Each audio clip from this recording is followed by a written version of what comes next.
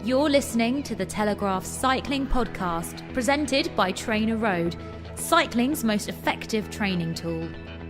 I want to be the title sponsor. What's it going to cost? I think around 10 million. Yeah, that's a bit out of my budget. I have the impression that we are in the place where we have to be now. Greg had a really bad back all last week, so we caught up on your podcast with me giving him a back massage and him listening to you guys. That's a wonderful image. With exclusive interviews and the best analysis on two wheels, this is the Telegraph Cycling Podcast.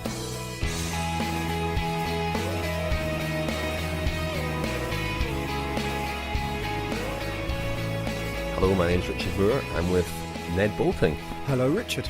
It's just me and Ned at the moment, but you'll be hearing in a little while from myself and Lionel Birnie, who went to Manchester a few days ago to interview Sir Bradley Wiggins, mainly about the hour record and his new book, which is out, and we've got a signed copy of that book to offer as a prize. I'll think of a question in the next few minutes, or maybe you can think of a question, Ned. Can you think of a question? What, for to win the hour? All right. How far did Bradley Wiggins go in 1 hour? Tweet it and hashtag Wiggins Hour. Hashtag Wiggins Hour. and tweet us at cycling_podcast with the distance that Bradley Wiggins covered, and somebody will be picked at random to win a signed copy of his book. Before we hear from Bradley Wiggins, Ned, we thought we should turn our attention briefly, maybe not that briefly, but for a few minutes at least, to the ongoing fallout from the release of Chris Froome's power data. We spoke about this last week. Lionel and I actually discussed it before the article was published on Friday, but we pretty accurately predicted, I think, what would happen, that Froome would release some data and people would digest that and find it interesting, I think, but then want more, inevitably. I think that's where we're at. But I was curious to hear what your thoughts were on it, what your reaction was to it. I've genuinely always struggled to understand the significance of VO2 Max in terms of the propriety of sport and what conclusions you can draw from this measurement. I struggle with the actual the way it's measured for a start, and perhaps, Richard, having witnessed these tests, you could help me out with this, because I don't see how reliable it can possibly be, given that it seems to be limited by how hard the athlete wants to go in that certain test, in terms of what they're capable of. So, where is the control in that? In quite an artificial environment. I saw some comments actually from Fred Grapp, the trainer at Francis Dejeux, who thinks that performance in the field, i.e. in a race, would be better than in a lab, and I don't doubt that for a second. But the difficulty is in measuring that, of course. But that we know that some athletes perform well in labs, or we know that some athletes don't perform well in labs but do perform well on the road. Famously, Mark Cavendish was almost rejected for the British Cycling Academy on the basis of his lab test. He's not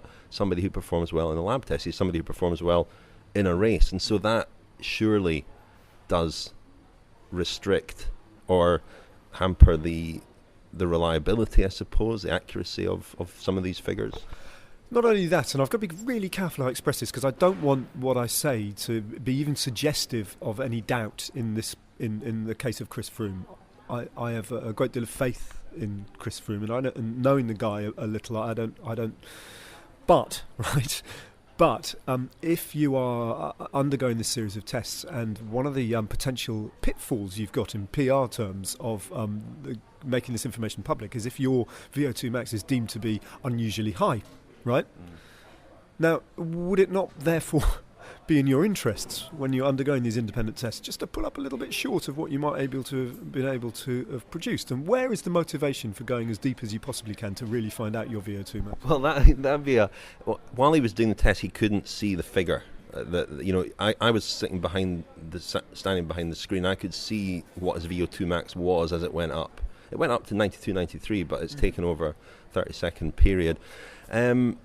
That would be a very difficult thing to calculate, because too low and that would be suspicious, too high and that would be suspicious. So I don't know that you've got any choice other than to, which returns us to my central question of what is the point in knowing what someone's VO2 max is? Well, it does all depend on how. In terms of the propriety sort of argument, I understand if I'm looking to hire an athlete, I want to know what he's capable of. So it's a pretty good. That's good. So understanding that Mark Cavendish, when he was tested, I understood why they were testing Mark Cavendish, even if they were led up the garden path by that. But what does it show? What does it prove? It proves. Either way. It doesn't. I mean, let's be absolutely blunt about it. Chris Froome did the test because people asked him to do the test. There was a lot of that was the clamour was for Chris Froome to go and do a VO2 test. People wanted to know his VO2 max. Greg LeMond was one of those calling for him to do a VO2 test. That's what he's done. Of course, it's just opened up a whole series of other questions. But of course, and I think this is why teams, including Team Sky, don't do VO2 tests, because it's not the be-all and end-all. And even if the figure acquired in the lab is accurate, it doesn't determine who wins a race or who doesn't win a race. There's so much more to it. The I Am Cycling Pro, the American Larry Warbass, actually tweeted a series of tweets the other day pointing this out, which I thought was very interesting and right, that there's an awful lot more goes into winning a bike race than just having the physiological capacity. This is something we've obviously spoken at. As I said last week, I did record a lot of audio in the laboratory with Froome and with the scientists, and that will be a Friends special. It'll be our first Friends special of 2016. So there's a lot still to come on this. But I was curious to know your thoughts, Ned. Will it has it led to greater understanding or greater confusion? I suppose that's the question. Well, I think part of the problem is it's just one rider on one particular occasion, and what's very interesting in the piece that you wrote for Esquire, Richard, is the comparison between his results as a kid in 2007. But until we've reached a position where all this information is made commonly and regularly available across a wide number of riders in the peloton from all sorts of different teams, in isolation, it's probably fairly fruitless. He was pressured to do it. He did the right thing, I think. But I don't. Anyone who wants to sit back and on the basis of that particular article that you wrote draw conclusions either way is doing so erroneously, aren't they? Really. I mean, it's just until over a number of years you've built up a real picture of what VO2 max looks like, out there in the field, and these tests are somehow, rather than one-off tests being conducted in London in some GlaxoSmithKline, this needs to be kind of, if we're going to do this, let's do it properly, and let's do it en masse and all jump together, because until we reach that point, I don't see the value in it. One of the other aspects of it was there was a limited release of blood values from this year and from 2007, and again, of course, that led to the call for the release of more blood values. I watched Sebastian Coe last week in his select committee appearance, where he didn't give a great account of a lot of things, but I did feel that he was right when he was asked about athletes releasing their blood values. I think the problem with this is that if athletes release all of that kind of information, some of it sensitive medical information, and allow themselves to be scrutinised by everybody, I think one of the problems in the current sort of landscape is that there is often no distinction between an expert's opinion and a non-expert's opinion, and a lot of experts are self-appointed experts. And how do we know who's an expert and who's got an agenda? Things so easily now pass into fact or being considered as fact. There was a case on Saturday where somebody had tweeted a picture from the 2006 Commonwealth Games handbook which showed Chris Froome's weight in 2006 as 68 kilograms. Somebody tweeted that. It got a lot of traction. The comment with it was, so funny how easy it is to be found out as a liar or something. But if you looked at the next line, it listed his height as 5'8", which is 5 inches less than his height now, and I don't think he has grown 5 inches in height. So the sort of scepticism that is required of journalists is not necessarily required of everybody, and often if people have a particular viewpoint, they're looking for evidence to back up that viewpoint, and don't perhaps apply scepticism equally across the board or questioning. Yeah, I think that's very reasonable. Although I would suggest, I mean, you're fundamentally talking about Twitter here, aren't you, and kind of people out there online. And I think it's remarkable when you're inside a bubble how much attention you pay to these disparate voices that are often not particularly constructive nor informed.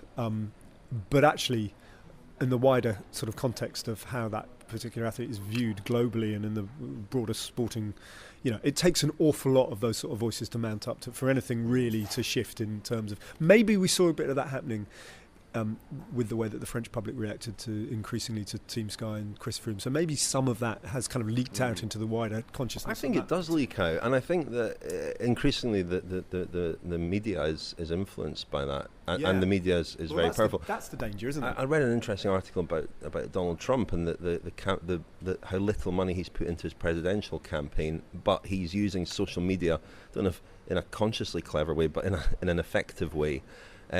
Whereby it doesn't actually matter if what he says is true or not. Yeah. The fact that he says it carries some weight and has some resonance in those circles, and that filters out, and the momentum builds up behind them, and the truth is lost. Yeah, possibly, but but you always need this. I think you always need the step ladder of some mainstream media to kind of affect that. That breakthrough moment for this kind of environment, I think. Very good point. I think we're still talking about the Froome data. I'm not sure. We'll hear from Bradley Wiggins in a moment. But Ned, have you anything else been going on in the cycling? We're in the off season, but have you been doing anything else cycling related recently? No, not really. It's a bit of darts for me at the moment. I think the next thing I'll be involved in, touch wood and cross fingers, they're just trying to work out what the broadcast schedule is. Will be in January, and it'll be the Berlin 6-day, which I hope will be on the telly. Great. Well, let's hear from mine and Lionel's conversation with Bradley Wiggins in Manchester now. So, Bradley, we've got your new book in front of us here, your latest tome. This is on the Hour Record, which we were at. What comes across? I mean, you obviously planned it meticulously. Everything had been thought about. It's probably the best planned Hour Record of all time. But on the night itself, what comes across in the book is that it was sort of unexpected to you that the early laps, you found yourself maybe swept along a bit by the atmosphere and riding too fast, basically. I think what I remember most about it was I had this, as I said to you in the days before, I had this distance in my head that I thought I was capable of doing, or I knew I was capable of doing. And I think, there had a lot been made of the weather conditions, and I think battling that in the days before it, and even in the room similar to this, in the hour before it, sat in the final talks with Heiko and Shane Sutton, and just deciding on what gear, and we sort of got a final outcome of what the pressure was. And then I still in my head, kind of, even in that first 5 minutes, I still had to go out and just have a feel of what that felt like. I didn't want to accept that I perhaps wasn't going to do 55.2 until I'd actually got up there and felt what it was like. And it was after 5 or 6 minutes I thought, okay, yeah, I'm going to have to accept that I'm going to have to probably come back to fives, which was 16.5s laps rather than 16.3s. And I knew that would still give me 54.5. So I kind of gave away 700 metres to the weather. And that's still the only real overriding disappointment I have with the hour record, was that I was only ever going to do it once, and it's a shame that I didn't get the conditions. Even 20 millibar difference, would have given me that 55.2 that I wanted. So it's a good record, but it's not unbeatable, and I think it will be broken within 3 years at the standard it's at now. But at the same time, I'm just glad that I got it. I got the record, and my name's on that list now with all the others. So.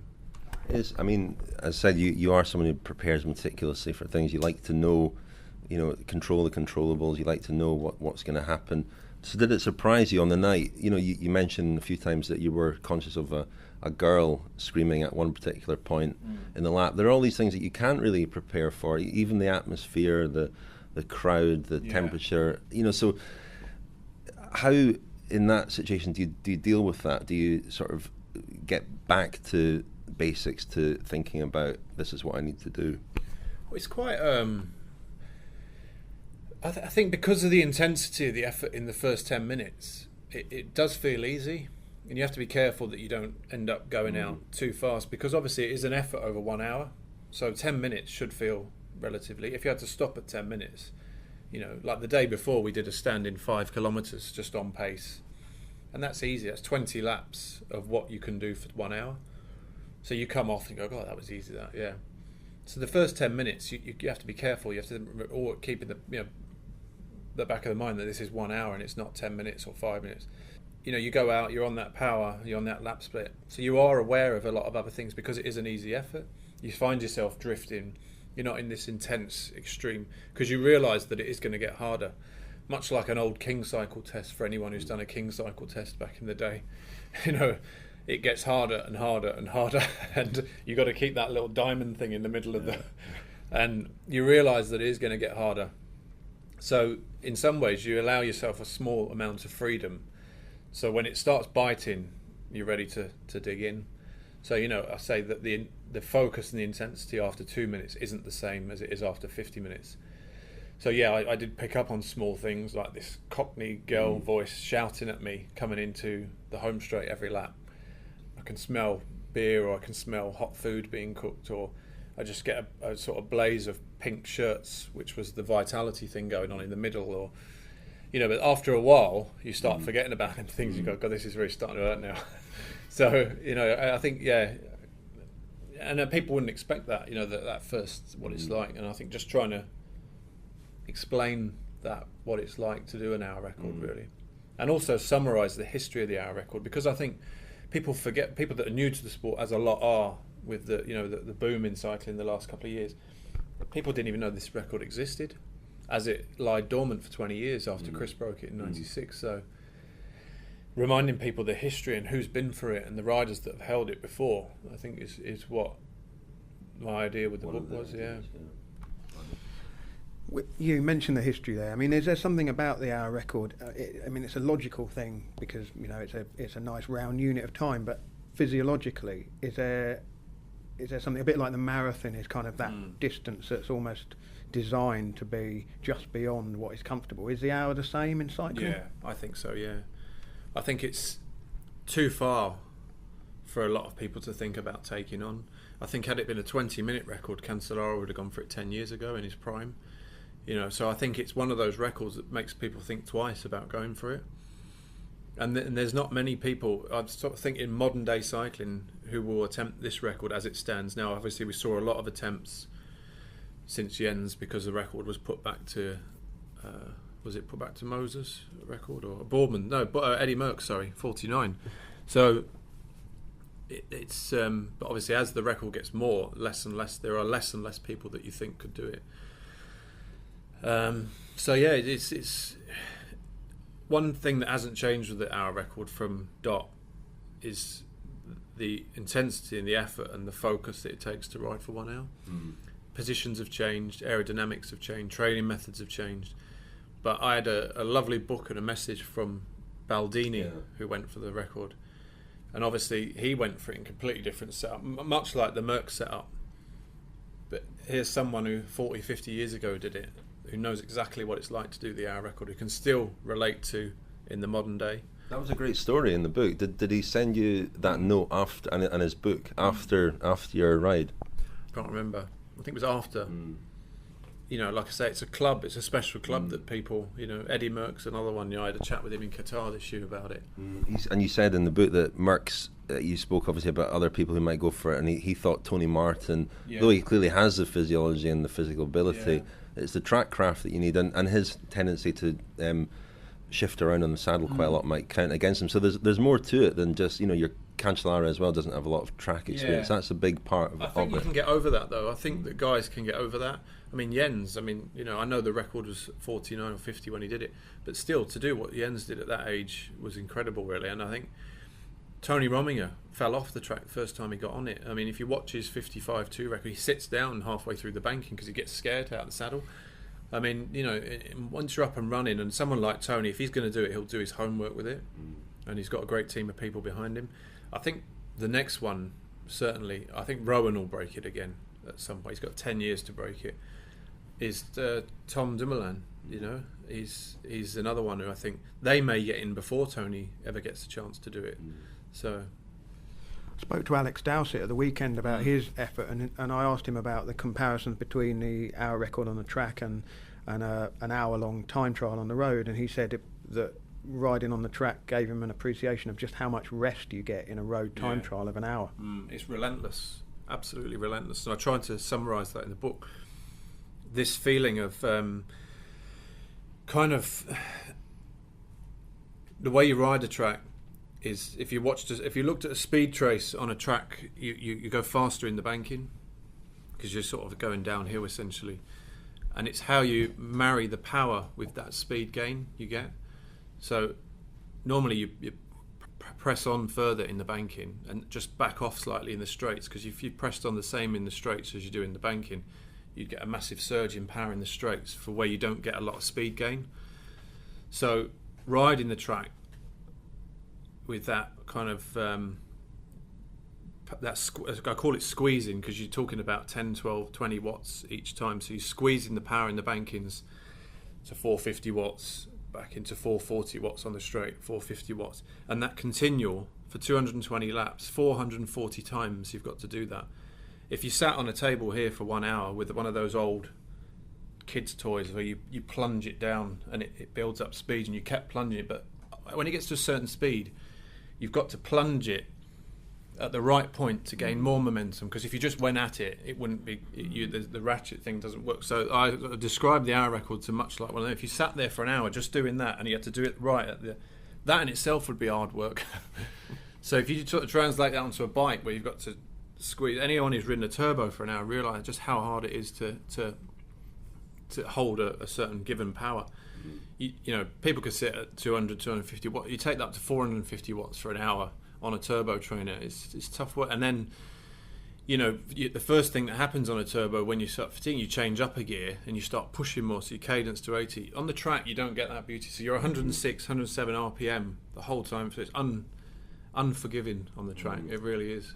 So that the specialism of riding on the track and the requirement of the training and the effort of actually doing it, do you think that makes it much harder for riders who are currently focused on the road to go for it? Yeah, because it's a completely, although physiologically it's the same sort of effort. It's about riding threshold for 1 hour. The demands are higher in that you can't change gears, so gear selection is everything.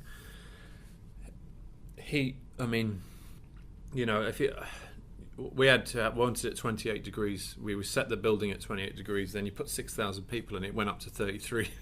You can't, we can't stop halfway through and go, actually, it's too hot. Can you just turn the heating down a bit? So you've got to get all these things right before it. And then, you look at someone like Thomas Dekker, who went for it in Colombia. I mean, that was sort of unexpected, the distance he produced. But, he's kind of, the trace of his ride was like a roller coaster. So, that pace judgment, and Alex was a prime example of that. Someone who started within himself and finished strong, and on paper you'd say had he ridden a flat line he would have gone a lot faster. So, but you only get one shot at it on that day. Obviously, you can do it again. So it's about just knowing what you set. So doing your homework, knowing what you're setting yourself up for on the day. Well, you clearly did your homework, but you also learned an awful lot from doing it. Things that you couldn't have anticipated. And you mentioned Tim Kerrison obviously had an input into the training, but perhaps doesn't have the track experience. So you sort of tweaked his training a little bit, but you've learned so much that it leads to the question, and you hint at it in the book. Would you do it again? You hint at maybe the athlete's hour. Yeah, I mean, I'd love to do it again, but I just don't think I'm going to have the time to do it again at the moment with Rio. So a relatively short time away. I think if I was doing it again next year on the same date, knowing what I know now, having done it, I wouldn't do it in London for a start. But historically, that area, that Cockney girl so off-putting, was she? No, just that where that is on the map, London in that area is historically the pressure is always quite high there. Manchester, I think, is a faster track, and you get a lot more days of low pressure. And I'd probably do it at a different time of year as well. But we chose that. I had to pick a venue 7 months out, and I thought, well, I've never ridden the track in London. It's the Olympic track. I started racing at Eastway. There was a kid. I'd love to go back there. You can fit the most people in that. So from a commercial point of view, it was the best place to do it. And so we did it, and I've done it now, and it's there, and it's in history. So I think hindsight's a wonderful thing. It's quite, it just strikes me that you're quite an unusual mix of, being very pragmatic and dialed in and programmed, but also having this real romantic streak. I mean, you talk in the book about you stayed in a hotel and so on. You rode every day at Regent's Park. Yeah. How do you marry these two very sort of opposing things? I I don't know. I've just always done that. I think they complement each other, because I don't think I'd be the athlete today without my love and history of the sport that I have. Because at the end of the day, that inspiration that I got from all these riders, you know, whether it's having a picture with Johan Museeuw in a Belgium hotel and being overjoyed that he's given me his Belgium national champs jersey, and it takes me back to when I was 16 years of age, you know, and the inspiration I used to get from someone like him, watching him, or Indurain when he was there at the hour, I wouldn't be where I am today, because that is why I wanted to do it, you know. And I know there's a lot of controversy now in cycling with these past names and things, but I wasn't thinking that when I was 16, and you know, it's kind of in some ways they're the reason why I'm.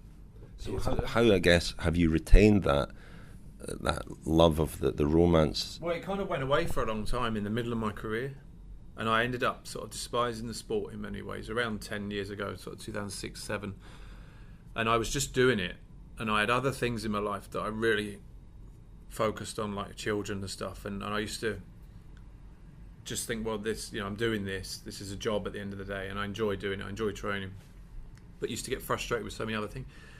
And then I think as I got older and I got into the prime of my career and past the Tour de France bit, and I'd achieved what I'd wanted to achieve, or more than what I ever thought I'd be capable of achieving, that then I started looking back and become a lot more nostalgic with it. And I suppose it's a natural thing as well, when you know you're coming to the end as well, the last few years, that you start looking back and I start thinking, God, yeah, that's 12, 15 years ago I was riding with Jackie Durand and these guys, and the sport has changed so much. But at the same time, I kind of, cycling has given me everything, and I wouldn't be where I am today without that inspiration I had as a kid, and the love I had for cycling, you know, plastered pictures all over my walls, as a lot of people are, you know. It's funny, a lot of people, you know, retire having fallen out of love with it. Yeah. You seem to have fallen back in love with it. Yeah, gone the other way, you know. I mean, I wet myself 2 weeks ago. Eddie Merckx wrote me a handwritten letter inviting me to this rouleur thing last week, and it was, you know, just things like that still. Yeah. I get a bit starstruck with it. And like Indurain being at the hour record, you know, things like that. Just, I always bring it back to like this kind of. I always said, you know, I won the Tour de France, which, you know, pinch myself sometimes. But when I was a kid, you never had. You weren't kids, like little skinny white kids from Kilburn weren't supposed to win the Tour de France. You used to sit on the turbo, watching videos of the Tour de France, like Indurain climbing with Mechir and all these guys, and then like Robert Miller attacking, and he was the only one, him and Sean Yates, and then Chris Boardman come along, and these guys that used to win these things, they were from other climates, and you didn't have internet then, or it was just started, you didn't have social media. Cycling Weekly was the sort of only outlet. You used to go and get that on a Thursday and read what the results were and things. So you couldn't. It wasn't as accessible to go and find that sort of stuff, that information. Now you can just click on it within minutes. You've got a story, but it was. You mentioned the book that Indurain, I think, went for the hour record on a Friday, and you didn't discover till the following Thursday that he'd broken it. Well, no, because he didn't know. Yeah. He had to wait until Thursday.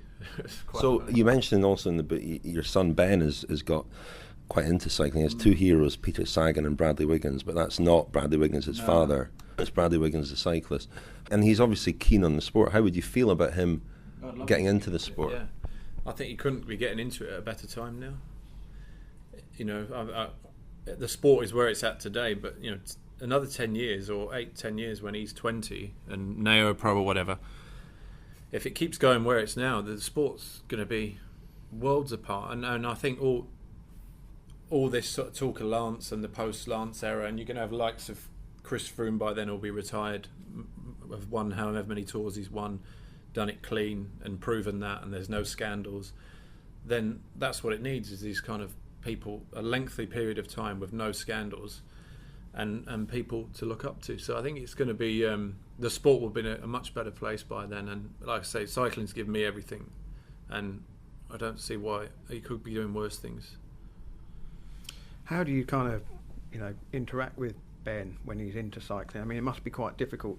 You know, he's your son. You've got to be dad rather than Bradley Wiggins. You know.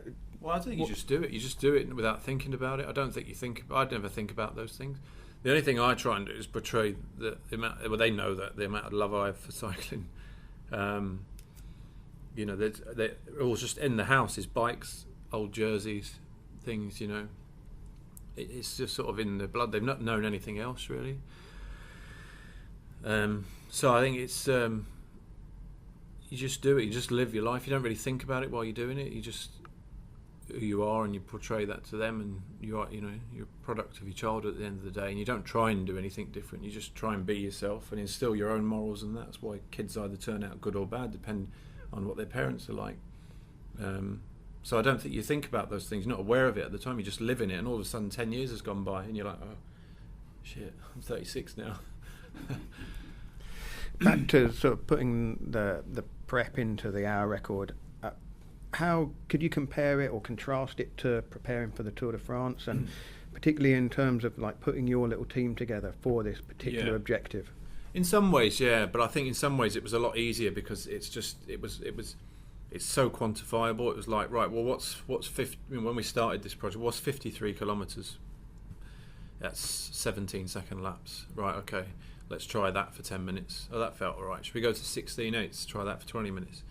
So it's just, there's no, right, how are we going to avoid this rider? He's a nightmare in the first week of the Tour de France. What if he knocks you off and you go home, right, we've got to get through this first week, you're going to have to stay in the front all day when every team's thinking. So it's so different in that. This is just like power for an hour and you'll get this distance. So in some ways, I like that. I like that because that gave you the initial answers. Do you think you can do it? Well, yeah, I can, because I've just done 420 watts for 40 minutes there, and that will give me this distance. If I'd carried on for another 20, I would have broke the hour record in training. There you go. So it sounds, and you end up sounding quite, not arrogant. I mean, some people might think you're bullish over it. When you said, like, someone asked me straight away after Alex broke it in Yorkshire, do you think, what does that change anything for you now? I was like, well, not really, because I did 45 minutes last week at 53.5, so I think I can still do it. And there's more to come. I've got a month to go. And it's such a quantifiable record like that, it's just, it's like running, or, it's, if someone, the mile record or whatever, it's just you need to do this lap time or whatever. So I think from that point of view, it was a lot easier because you knew what to expect. It wasn't that much of a lottery. I mean, when I look back to the Tour de France, obviously I crashed out in 2011, probably could have gotten the podium that year. So going into 2012, it was just like, I've won every race this year. I know I can win this race, but I've just got to get through all this rubbish for the next 3 weeks, really. So in that respect, it's a hell of a lot easier. So in terms of sort of the wider sporting world, it strikes me it's a bit like a sort of heavyweight boxing title fight with yourself as the opponent. Like Tyson Fury, like last week. Just like that, wasn't it, really? We've been joined by Tyson Fury. He kept saying he knew he could do it. But in the sense I know I can beat Vladimir Klitschko. It's just all he kept saying. But he knew he had to come through those first 8 rounds or whatever, and he knew he'd just keep picking him off. So it's a lot. Many sports you can sort of draw the comparison that it's just that process, going through that process. You know that once you get to that point, you'll be able to unleash. And that was the same. I said it in my time. The other book was the Tour de France for me was just about getting open road. So getting through all the mayhem of that first week and getting to that Planche de Belleville. And then we knew that once we were on the front of the peloton, that the physical side of the tour would take shape. So, we'd be fitter than everyone else. Everyone would fall by the wayside, which happened, took the jersey. Then it was staying safe through get to that next time trial, extend the lead. So it was always about just getting open road. And the hour record was open road from the start. So there was nothing to come through. No kind of, the only thing we were fighting against was the weather, But I always felt I had enough in hand. I always said I think I could put the record out of sight based on what I've done. And I always had enough in hand to just give a little bit away to the weather. It's not like we were, Alex was going on the record. So he had a couple of metres either way, got to 40, 50 minutes and realised I felt great. So he, extended it. We weren't going on Alex's record, we were going on Rominger's. And we could afford to give a bit away to the weather, which still gave us 2 kilometres in hand. So it was a different scenario to the one that Alex went against. Sorry, I was going to ask about Team Wiggins, because you talk about Team Wiggins as well, and your longer term ambitions. You seem to enjoy being part of that setup, helping Owen Doull at the Tour of Britain. And you talk about maybe taking that team to the Tour de France one day. How would that happen? Would you be looking for a sponsor for that? Yeah, I don't know if I want to do that, if I'm honest. The tour, they saw the tour this year. It's just, it's changed the Tour. I don't know if it's changed for the better or not. I haven't decided whether it's changed for the better or the worse. But at the same time, there was some real success stories in the Tour this year. I mean, MTN-Qhubeka, what they've come, what they represent. The fella, I forget his name, sorry, excuse me, the guy who took the King of the Mountains. Daniel. You know, that was a success story. Not only that was groundbreaking in cycling, I think. You know, that's phenomenal, really. And then Steve Cummins win.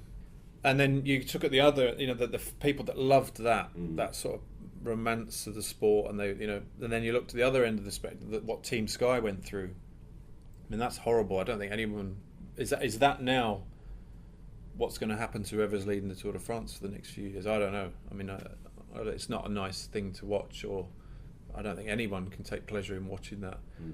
So I think I don't know with the Tour. I'm undecided with that. But then I take it right back to grassroots and that, and then something like Owen, the success story of watching Owen flourish and do things like that, and then going on to, I think it's no secret he's going to turn professional after the Olympics. That's a success story for this team, and I'd love to see more riders do that. The likes of I forget his name now, the lad we got next year in the team. You know, he's come from the British Academy. Scott Davis. I just think that there's, for me, aside from the British Cycling Academy, there's no natural pathway for a road rider who doesn't ride the track to come through in order, without going to America as Teo's done and gone through Axel's system. That system, the amount of professionals it's produced is fantastic. But I'd love there maybe to be something here, like and if that's the legacy of me winning the Tour and having this career, I would love that to build on that. But not only put guys in the pro ranks or go on to win the Tour de France and stuff, but giving people a chance that perhaps wouldn't normally get given a chance, you know, and be in that team, really. So, I mean, we've got guys like Dan Patton, who's been a bit of a stalwart the last few years, and he's just loving life on the team, going off to Belgium every week racing. He's been an incredible success story of the team again, you know, someone who's was teamless, you know, didn't get any opportunities elsewhere, but loves cycling, just loves racing and getting stuck in, and he's come on board here, practically does it for nothing, and is loving it. So I think, again, guys that wouldn't really get the chance, and I'd have to think carefully about, if we went to the Tour de France, what would our purpose be? Would it be to win the Tour de France? I don't know if I want that pressure and that kind of, you know, it'd be like Jose Mourinho, you know, trying to have this team like Davies, you know. I mean, just I don't think I want to live that life, really. I mean, I don't know how they do it. It's tough there at the top, and you know, I think with that, being at the top now, comes all this kind of extra pressure now in cycling, and I think there has to be another purpose, I think, really, much like MTN-Qhubeka have done. So, Bradley, just looking ahead a bit, the hour record was the big focus for 2015. At Rio, the big focus at 2016. As we head towards Christmas, how are you set at the moment? Good, yeah. I mean, we're working hard. We're in the gym 3 or 4 times. I'm trying to put weight on at the moment to cope with the track and what, you know, the demands of the track. And we won the Europeans 6 weeks ago now, and we're just in that sort of day in, day out mundane training phase at the moment, really, which is 3 times a week in the track, bits and pieces on the road, but track, gym predominantly at the moment, which is a lot different to what I've been used to in the past of being out in all weathers at this time of year. So it's for me, I said a few times today already that we're quite fortunate that I've been able to chop and change, and it's like a new challenge again. It's like I'm training with all these 21-year-olds at the track, and you know, kind of, it's like I was 15 years ago getting ready for Sydney, really, and it's been nice coming back into that environment and having a complete change of everything and refreshing, and that's what's kept the motivation and the hunger there. Has gone back to the team pursuit. So I've just been enjoying it again now, and I'm really questioning whether I'm going to stop now next year. Well, I was going to ask, do you think beyond Rio? What? Yeah, I've already said that I want to carry on racing to the end of the year next year, because I'd love to do London 6 and whatever else is on. Maybe go back to the Tour of Britain rather than just stop in Rio and, you know, get fat for 4 months. I think at the moment I'm loving it that much that I'll carry on racing till the end of the year, and I don't know, into the new year. I don't know, unless I've got a job by this time next year, I just have to carry on racing. Well, what will you do once you stop cycling? Do you think about that? Well, there's a lot of things in the pipeline. I mean, we've obviously got quite into the grassroots of it all, really. And I think kids in cycling, really. I mean, like kids' bikes, kids' clothing, anything to do with kids, really. Just not necessarily coaching, but this team, I think that's going to be enough taken up of my time, because at the end of the day I want to keep cycling myself, whether I'm racing or not. So I don't want to be going off working at Tesco stacking shelves all night, because I want time to be getting out on my bike myself, because I will always cycle, I still love it. So yeah. The Telegraph Cycling Podcast, brought to you by Trainer Road, cycling's most effective training tool. Pair your power meter with over 800 workouts and 80 training plans to make you a faster cyclist. Visit trainerroad.com/TCP to try Trainer Road risk-free for 30 days. So you heard our extended Trainer Road jingle. There was a little Trainer Road update last week. You heard from Coach Chad Timmerman. How's it all going? How's your training going? Well, can you not tell, Ned? Look at me. Yeah. I don't look svelte. Yeah, no, yes, sveltish. It's the dark colours, I think. No, it's going pretty well. I'm enjoying it a lot. I think we're all feeling the benefits from it, but we're at a point now where we're having an easy week, and we've got to do another FTP test, threshold test, in the next week or so. So our figures will be out there. Lionel was going to release his figures on Friday night, the day of the Froome data release. He thought that would be a good day to bury bad news, but I don't think he did do that. Yeah, like Seb Coe happened to have his select committee hearing at exactly the same time that in the other chambers they were debating the... I'm going to try and anticipate a major media event for the release of my latest figures, but I'll be doing that test soon. Rob Hatch is doing it as well, and we're going to carry on with that for the next couple of months. See what this looks like on the bike with you, and I suggest that you come down to our old farts session at Herne Hill Velodrome on Wednesday morning. What are you doing on Wednesday morning? I'm busy on Wednesday morning washing my hair. Are you? 8:30 till 10:30. You up for it? It's usually when I wash my hair on a Wednesday, but we are planning to go to Herne Hill and do a 4-kilometre pursuit match, the three of us, in March, to see the effects of the training, because we all started off at kind of the same level of fitness. So it'll be interesting to see what effect it's had on each of us. Oh, brilliant! Yeah, so you can be there as a supporter or something. Yeah. Anyway, that's all for this week, really. It was mainly taken up by the Bradley Wiggins interview. A reminder that you can win a copy of his book. Just tweet the distance that he covered in his hour record. Hashtag, I've forgotten what the hashtag was. Wiggins Hour. Wiggins Hour. Wiggins Hour. And we'll pick somebody at random to win a signed copy of his book. We've got Friends Special number 11 coming up soon. That was our event at Lord's, where we offered an alternative review of the year. And we'll be back next week with Daniel Freeb and Lionel Birnie. And that's all today, though, from myself and Ned. Thank you very much, Ned. Pleasure, Richard. An absolute pleasure.